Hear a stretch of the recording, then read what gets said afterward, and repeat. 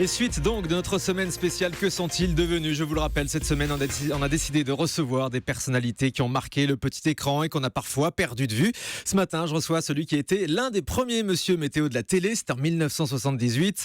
Par la suite, il a présenté de nombreuses émissions scientifiques. Les plus jeunes le connaissent aussi grâce au jeu Pyramide, dans lequel il a été maître mot entre 1991 et 2000. Laurent Bromède est notre invité ce matin sur Europe 1. Bonjour Laurent. Salut Thomas. Ravi de vous retrouver. Je rappelais à l'instant donc quelques-uns des grands moments de votre carrière. De quoi se souviennent le plus les téléspectateurs quand vous les croisez dans la rue? Ce sont vos émissions scientifiques, la météo, Pyramide? Ça dépend de leur âge. S'ils sont plus âgés, ils se souviennent de la météo et de Planète Bleue. S'ils ont la trentaine, entre 25 et 40, c'est Pyramide.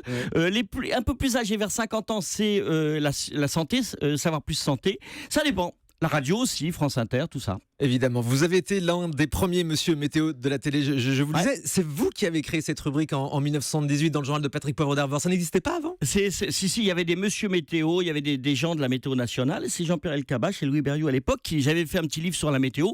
Ils m'ont dit, et si tu présentais ça? Et ils m'ont dit, tu vas aller aux États-Unis? Je dis, non, je vais foutre ma carte. J'ai bricolé mon bidule.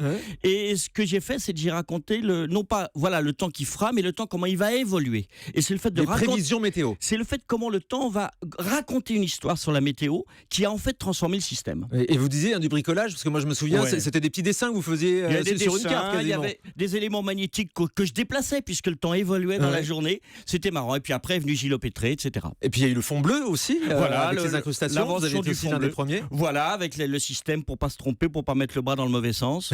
Toujours rigolo. Aujourd'hui, la météo a pris une place considérable à la télévision. C'est l'un des programmes les plus suivis. Les JT lui accordent une place considérable. Vous comprenez cet engouement? Absolument, parce que ça fait partie de la vie quotidienne. Et puis c'est devenu une sorte de show. Et puis ça concerne tout le monde. Donc voilà. Alors parfois il y en a qui en font un petit peu trop, mais c'est pas grave. Qui c'est jamais que de la télé.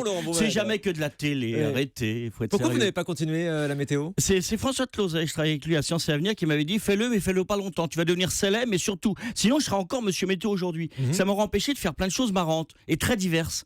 Et je pense qu'il faut pas se fermer dans un système. Moi, j'ai jamais fait 2 fois la même chose dans ma carrière. Vous vouliez pas vous enfermer dans ce rôle de Monsieur Météo? Exactement. Alors les émissions scientifiques, on en parle aussi parce qu'elles ont marqué les téléspectateurs. Vous avez rappelé Planète Bleue, il y a eu Objectif Demain. Un peu plus tard, Savoir plus santé. Ça c'était avec Martine Alain-Regnault. L'éclipse de 99 qu'on a suivi avec vous, effectivement. À commenter. Ouais. Les émissions scientifiques qui ont un petit peu disparu aujourd'hui des écrans. Pourquoi? Il y en a eu sur France 3. Il y a beaucoup de documentaires. Ça intéresse moins. Ça devient des niches spécialisées. C'est l'évolution naturelle de la télé. Il y a Internet où il y a de plus en plus d'informations. Mais j'aimerais bien refaire de la science, moi aussi. J'aimerais bien y revenir, vous voyez. Je suis passé au cheval sur Equidia et aux courses. J'aimerais bien y revenir. Mais peut-être pas à la télé. Ou alors, même si Courbet m'a appelé pour les experts il y a 2 ans, on s'est éclaté. Sur France 2, Sur France 2, on s'est éclaté comme des malades. Peut-être à la radio, qui sait. Mais donc vous aimeriez refaire des émissions de science? Non, j'aimerais bien faire un spectacle sur scène, faire un truc déjanté, fou. 40 ans de télé, j'ai 40 ans de télé, ça se fête. Alors pourquoi pas le fêter avec des trucs qui pètent dans tous les sens sur une scène? Ah oui, à base d'expériences scientifiques peut-être? Ouais, puis d'explications de la vie, un peu de cœur aussi, un peu d'âme, parce que la science, c'est aussi le cœur de notre existence. C'est trop compliqué aujourd'hui de parler de science à la télévision? Non, mais c'est reporté un petit peu dans les journaux. Toutes les chaînes spécialisées, maintenant, elles ont leurs spécialistes, et c'est bien. Alors en 91, Laurent Bromède, vous commencez l'aventure Pyramide avec Patrice Laffont et Marie-Ange Nardi. Ça a duré 9 ans. Comment est-ce que vous étiez retrouvé dans ce jeu après les émissions de science, après la météo? Sont les producteurs, et c'est Patrice Laffont. J'avais débuté avec Patrice Laffont qui m'a donné ma chance dans les émissions pour la jeunesse. Et donc ils ont pensé à moi. Me voilà sortir d'un tiroir ou d'un placard, comme vous voulez, et me voilà à l'antenne tous les midis pendant 9 ans avec Marie-Ange Nardi. Je les salue parce que c'est resté des amis, et Patrice en particulier. J'ai beaucoup d'affection pour eux. On a passé des grands moments. Vous étiez au placard à France Télévisions donc avant cette période? Non, moi j'ai toujours été valdingant d'un truc à un autre. J'étais à France Inter beaucoup, à la radio, j'avais une boîte de production, je fais de l'événementiel, je fais plein de choses. J'ai jamais été salarié. Voilà. Et même encore aujourd'hui, c'est pas mon but. Mon but, c'est de créer, c'est d'inventer, d'avoir des idées. Même maintenant, vous voyez. France 2 qui a relancé Pyramide récemment l'année dernière avec Olivier Mine. J'imagine que vous avez regardé cette nouvelle version. Oui, un tout petit peu, oui. Mais ils m'ont pas rappelé. C'est pas grave. C'est normal. Ils voulaient des petits jeunes. Ils se sont dit que regardez la gueule que j'ai. On n'est pas à la télé. J'ai quand même l'air d'un vieillard là quand même. Non, vous portez très bien. Vous portez comme un charme. Mais vous auriez aimé reprendre du service dans Pyramide? Oui, parce que ça aurait été rigolo un peu, mais pas vraiment. Je trouve que reprendre des vieilles formules, c'est pas une bonne idée. Voilà, je vous donne le fond de ma pensée. J'en ai rien du tout contre Olivier Mine, etc. Ils font très très bien leur travail. Je trouve que c'est pas. Il y a d'autres. Moi, j'ai pas envie. J'ai envie de créer de nouveaux trucs. Vous voyez. Je vous parle de scène, je vous parle d'un truc. Je viens d'ouvrir un restaurant au Havre. Pourquoi pas? Je veux dire, il mène sa vie. On fait des choses différentes. Mais ne pas refaire les choses qu'on a déjà faites par le passé. Je crois. Et cette nouvelle version de Pyramide, elle est réussie? Ouais, c'est pas ça. C'est qu'à l'époque, il y avait 3 grands présentateurs un petit peu. Il y avait quand même un trio de choc. C'était Patrice Laffont, vous et Marie-Ange Nardi. Ouais. C'est quand même un peu fun quand même quand vous y repensez. Ouais. Il y avait des moments un peu cultes quand même dans l'histoire. C'est clair. Et puis il y avait Pépita. Vous avez des nouvelles de Pépita? Ouais, elle va bien. J'ai pas eu de nouvelles depuis longtemps, mais elle va bien. Elle est repartie dans une autre dans sa vie.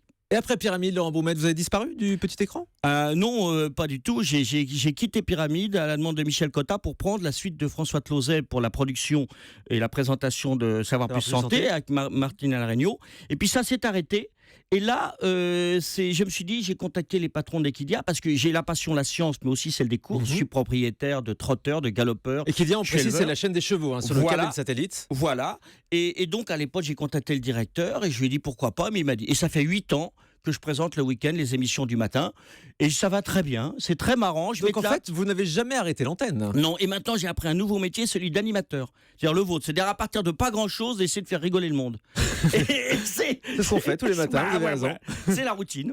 Qu'est-ce qu'on trouve dans votre matinale sur Equidia le week-end? On analyse tout simplement les courses de chevaux. Alors c'est bizarre le grand écart entre la science, les étoiles, la santé, le Mais ça cancer. vous passionne? Ah ouais, depuis mon enfance. Je suis né là-dedans. Voilà, j'ai des chevaux de course qui gagnent. Ils viennent de gagner un quintet là, à Longchamp. J'ai un crack au trot. C'est ma vie. C'est une autre partie de ma vie. Elle était censée rester complètement privée. Et puis, ça s'est présenté comme ça. Et pourquoi pas? Et pourquoi se mettre des barrières? Pourquoi dire, voyez, la météo, bon, le machin, pourquoi? Je crois qu'il faut faire ce qu'on a envie de faire dans ces métiers. L'antenne, vous pouvez pas vous en passer? Si, c'est pas le but de ma vie. Ça n'a jamais été. Maintenant, j'aime bien.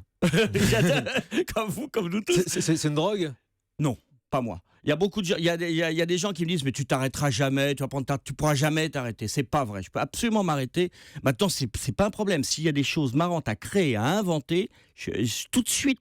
C'est même pas une question d'argent, de bénéfice, c'est une question de passion. Passer ses passions. De l'argent, il n'y en a pas beaucoup sur Equidia.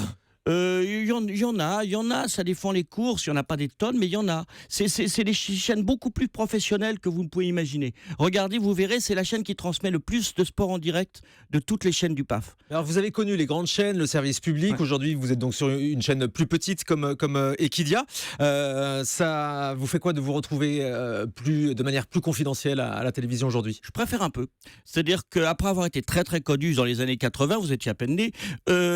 Malheureusement pour moi aussi. Je vous regardais quand j'étais petit. Mais... Je suis désolé. Non, mais quelque part, ça ne gêne absolument pas. Je vous dis, c'est pas une fin en soi d'être connu. Je voulais pas être connu, il se trouve que je l'ai été.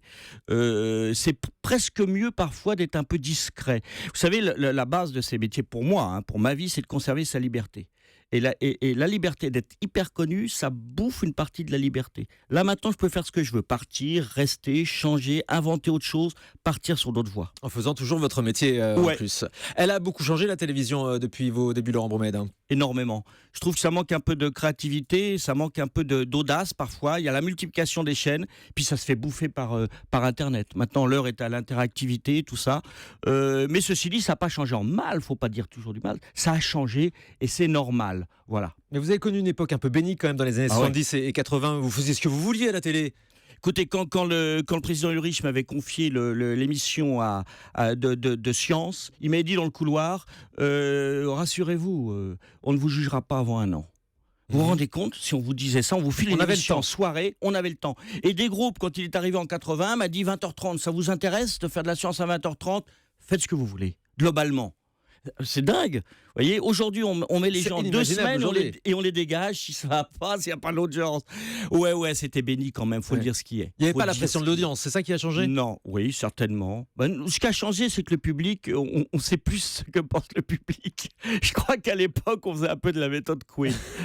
mais ça permet peut-être de créer des choses qu'on ne créerait plus aujourd'hui. Et puis avec 3 chaînes. Et avec 3 chaînes. Quand j'ai fait les bébés éprouvettes avec Planète Bleue le soir, on avait eu 10 millions d'auditeurs, plus que les 2 autres chaînes réunies, TF1 et France 3. Et je savais ce jour-là que de ma vie, j'avais 26 ans, de ma vie, j'aurais jamais autant d'audience. Et en plus, tout était en direct quasiment à Tout l'époque. était en direct, ouais. Ouais, tout était en direct, ouais. Comme là. Vous voyez, on peut dire ce qu'on veut. C'est quand même mieux, non, vous trouvez pas? Ah bah si, moi j'ai toujours défendu le direct à la télévision comme à la radio, évidemment. sûr. Direct a tendance beaucoup à disparaître. Ouais, mais ça, on fait de la boîte. Vous savez pourquoi? Pour l'argent, parce que c'est de la production. Ça coûte moins cher. Si Pyramide avait été en direct et non pas enregistré 5 émissions dans une après-midi, 6 jours de suite, l'émission serait devenue un truc culte hystérique parce qu'on serait relié à l'actualité. Mais c'était ingérable côté argent financier. Voilà, c'est tout. Comme tous les jeux, vous enregistriez tous les numéros du mois sur une seule semaine. Voilà, bah, comme tout le monde. On était morts. Je vous dis, j'avais du mal à rentrer avec ma bagnole sur le périphérique tellement j'étais tétanisé à la sortie de ce truc-là. 6 épisodes enregistrés dans la journée, c'est ça? Fallait être drôle, il paraît. Oui, à la fin de la journée, on a un petit peu du mal à retrouver les mots dans ce cas-là. Le blanc et noir Stendhal, on ne sait plus. Effectivement. Aujourd'hui, donc, on vous retrouve à la tête de la matinale sur Equidia. C'est de 7h30 à 8h30. Non, du tout. C'est de 10h à midi maintenant. C'est une matinale tardive. Alors, exactement. c'est un peu lève-tard, là. Beaucoup plus peinard. Et moi, je suis le week-end, samedi, dimanche, lundi.